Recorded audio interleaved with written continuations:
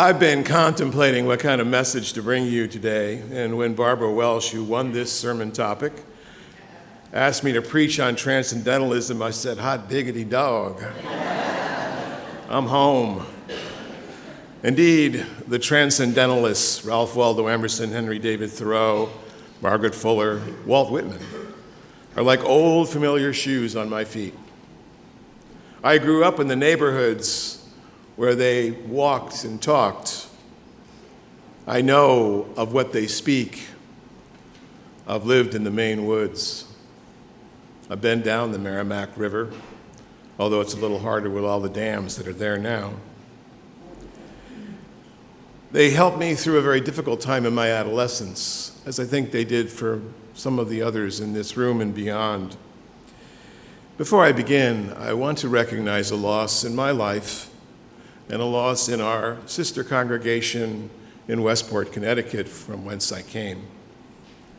Frank Hall, Reverend Frank Hall, led that congregation for 33 years.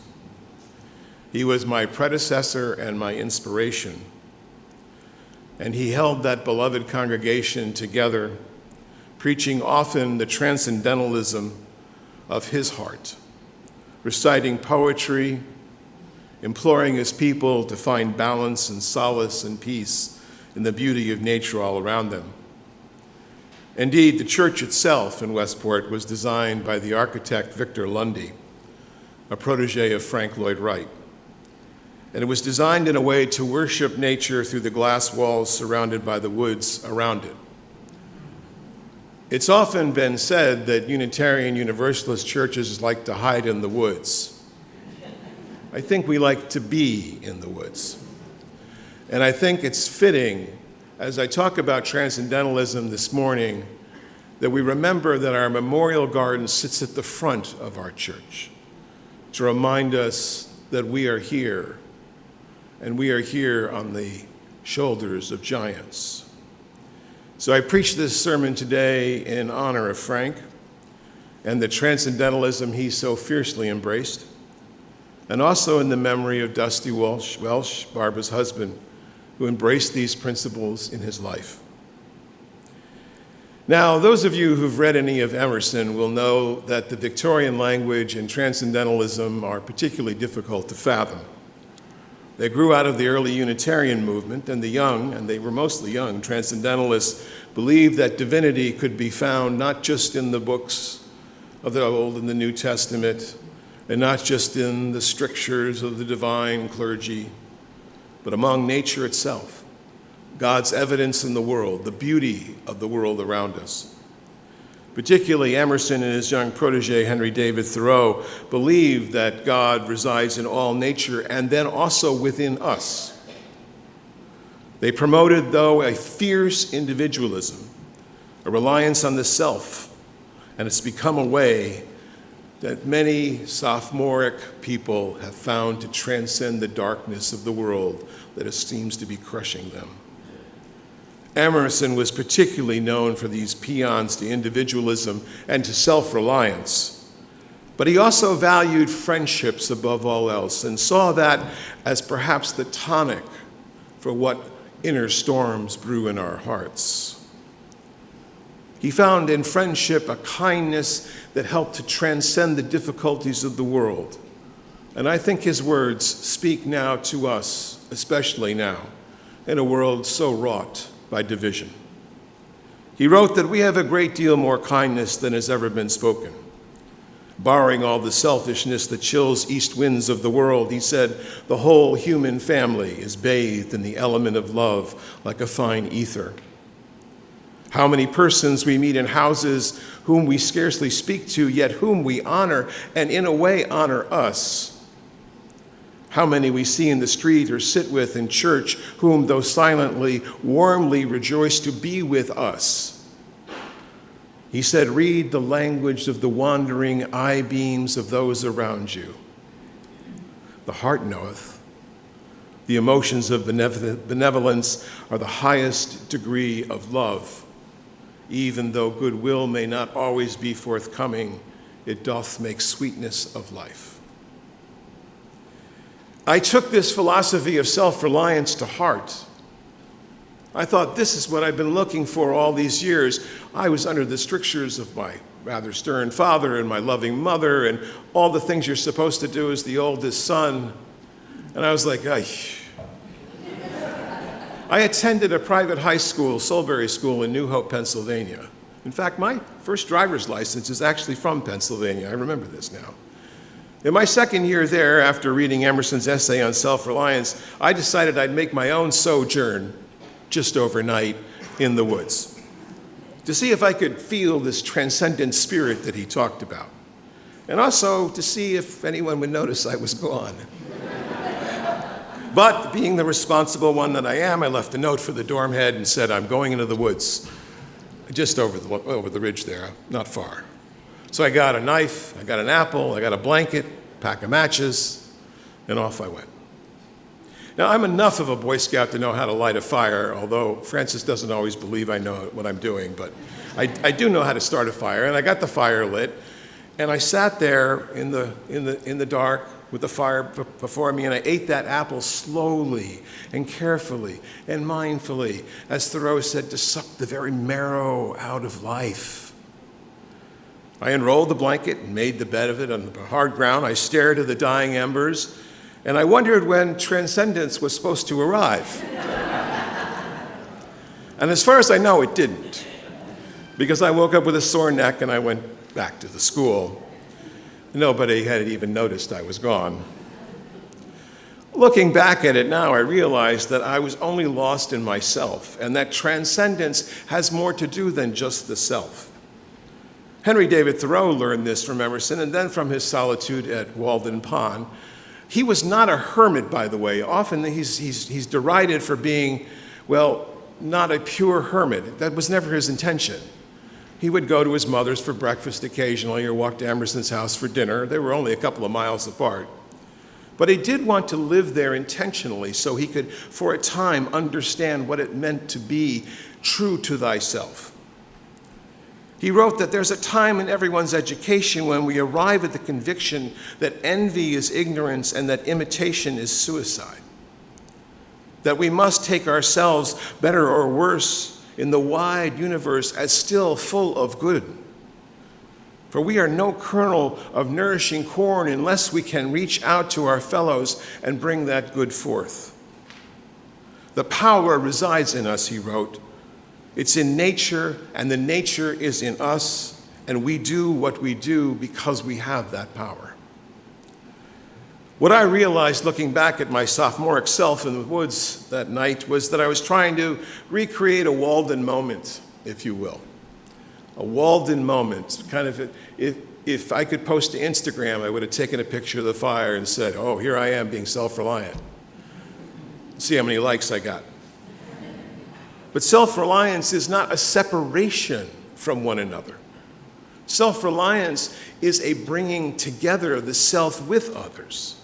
Transcendentalism says more about paying attention to the world, truly paying attention to the world, especially the natural world, for what it has to teach us. Transcendentalists are often derided in current times for being only concerned with the self and not with social justice. That's actually not true. The later Transcendentalists were very much involved in the abolition movement. And I think an entire generation of social reformers in the late 19th and early 20th century found their inspiration from the writings of these remarkable people. I know that not all humanity is capable of a sense of connection and love, especially now. Let's not fool ourselves. Should we find ourselves without medicine or food? Should we revert to more base instincts and selfishness? Oh, it's the stuff of movies, the post-apocalypse movies of man eat man, dog eat dog. But as Rebecca Solnit and other social philosophers have looked at this issue, actually when people are faced with tragedy, they usually come together first. It's only when they are completely frustrated by the ability of one another to be able to get what they need, or the government who's thwarting them, that they often will then resort to violence. Because I don't believe, as Jean-Jacques Rousseau said, that we're just brutes in naked skin. And while we could be driven to pillage and plunder, and let's say that that is a distinct possibility, I do believe our natural social state, and we have the transcendentalists to thank for this, is that we live in a modicum of civility. We pay attention to one another, not as much as we should, but we do. You wouldn't be sitting in this room or watching online today if you weren't paying attention to one another. If we see in one another the humanity and the balance of the natural world around us, and that's the beauty of the natural world, it balances itself out. We could perhaps pay more attention to the balance that we need in our own lives. The Transcendentalists had two critical spiritual practices. The first was walking, being in nature.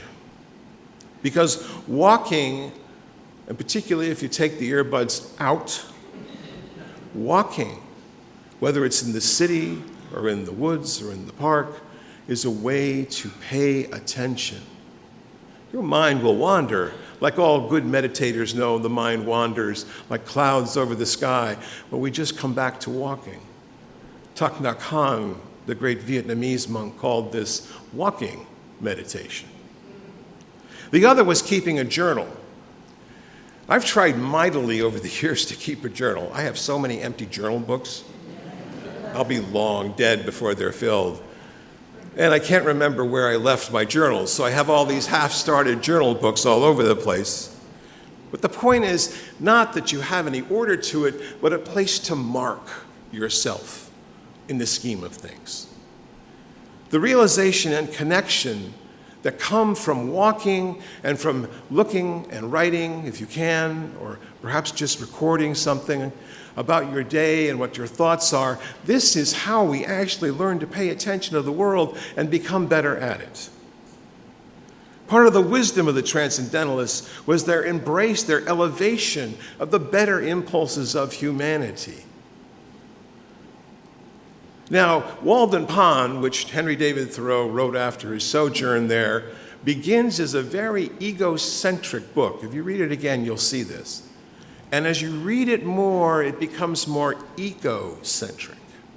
He realizes in his solitude as he's writing down everything that he sees that, oh, wait a minute, it's me in nature.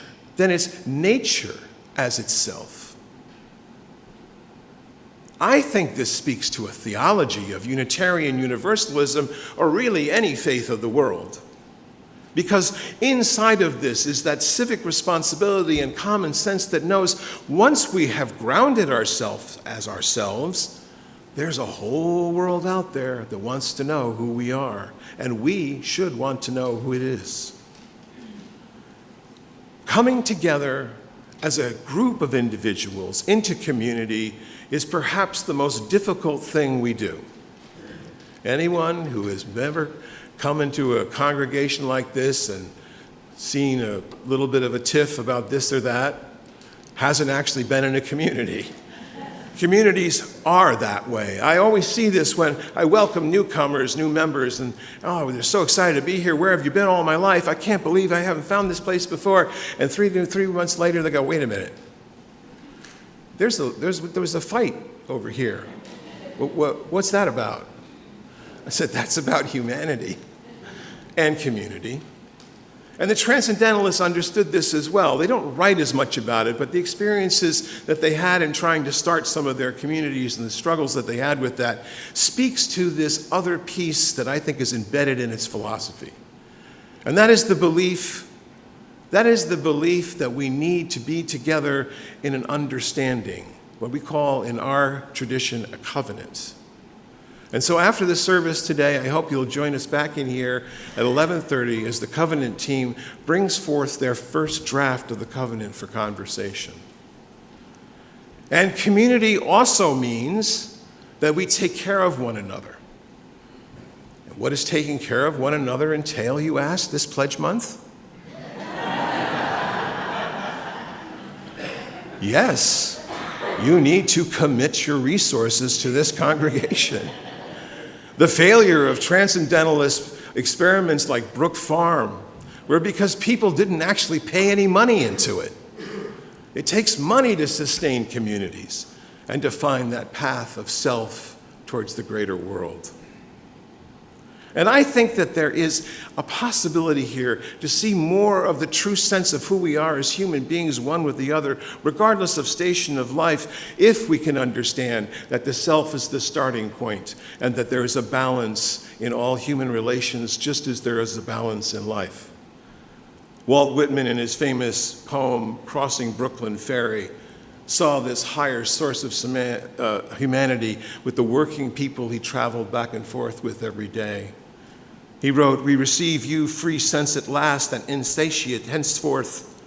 Not you anymore shall be able to foil us or withhold yourselves to us. You we do not cast aside. You we plant permanently within us. You we fathom that we love you, and there is perfection in you as well. Great or small," he said, "we furnish parts to each other of our souls." We are better, I believe, because we do not revert to violence. We are better, I believe, because we do understand that we have a self that is worth holding up. And we are better, I believe, because we look for the balance of nature as a guide and of each other as communities. And even in the Romantic era preceding the Civil War, Thoreau and his fellow transcendentalists recognized the adolescence of our squander of the natural world. I don't need to tell you this, with the crazy temperatures in the West and the storms of the summer and the winter. Thoreau noticed in a local woodlot that all the trees had been chopped down and made into a small chapel. Thoreau, by the way, if you remember from Dawn Star's story, Thoreau made most of his cabin from other materials that were recycled, but not this small chapel. They clear-cut the woodlot and made this chapel, and he wrote, "It's a queer irony that we destroy God's beauty to worship a God we cannot see, for the wood was all the evidence of God we needed." The same beauty that John Muir found in Yosemite. The same beauty that resides in this little park across the street. I mean, I wake up most mornings and look out my window and there's deer there and I'm like, where am I? The same beauty that lies in the beloved's eyes. We all have the capacity to transcend fears by paying greater attention to what is balanced and working in the world, not just what is wrong. Can I get an amen to that? After the nuclear disaster in Chernobyl, scientists warned that the land would be uninhabitable for thousands of years. And yet, in mere decades, nature has transcended our hubris and gives us this. And then this. Life finds a way, my friends. It always finds a way. And while I'm hoping and working for the survival and thriving of our world after this present darkness, I find transcending solace in the world among us, and I do believe we will go on with or without us. Of course, I'm working towards the former. How many of us in our own lives are in darkness now, enveloped by loneliness or some great mistake of our past or the loss of a love, a mate, a child? Scared about the world that seems to be falling apart around us? How, we say to ourselves, will we survive? The Transcendentalists have something to say about that. They see that there's a moment in the present that always invites us into the future. We can't change the past, but we can change the moment we're in that affects the future. It teaches us that we will transcend darkness if we pay attention not to the darkness, but to the bright light honesty and compassion of human relations that are balanced with one another as friends and acquaintances. It's the very reason we light this chalice every Sunday. That flame represents not just warmth, but light, deeply embedded in our heritage, the belief that there is a God for all people. Transcendentalism is the belief that we take responsibility for our actions and that with that self-will and transcendence, we will be able to move beyond the fetters of superstition. Emerson, who looked brutally to nature at times, was a guide to how we might do this. He had his faults, to be sure, but we all have our faults. And he has left us in our Unitarian and Universalist heritage with a commitment to the free and honest search for truth and meaning. And we can transcend this darkness when we see that honesty includes being honest about ourselves. I could never be your minister if I didn't have some faults, right? Who's that? And you hear about them plenty. But it's not just the faults that make us who we are. It's the beauty and the healing that comes from the faults. I always think of the Christian mystic Henry Nouwen, who said that we're all wounded healers. The more wounded, the better. Beloveds, all of us stand at the edge of the present. This is what the Transcendentalists taught us. The present moment is that effervescent sliver of time between past and future. The secret to transcending darkness, any darkness, is the realization that the past is past and the present is the only way to the future. But realizations are not the same thing as transcendence. Understanding our problems is only half the battle. We still have to do the work. And we do that work every day that we are alive and we are in company of others. We do it when we tell someone we've never met before, thank you and take good care. I think here especially of Margaret Fuller. I think of her in Women's History Month, but also because she was a great light amongst the Transcendentalists. A brilliant childhood protege, she translated Goethe from the German at age 6. She could read Latin and Greek by the time she was 8. What have I been doing with my life? The oldest of her family, she supported her mother and her siblings with her writing, something unheard of in the mid-19th century. She was a feminist before that phrase even had any meaning. And her great classic, The Great Lawsuit, and the other one, Woman in the 19th Century, laid the foundations for generations of women who would follow her. So brilliant was her writing and her outlook that though she was that, she was also juxtaposed with being unlucky in love. It was only when she was sent abroad to Europe as the first female foreign correspondent in history for the New York Tribune that she fell in love in Italy.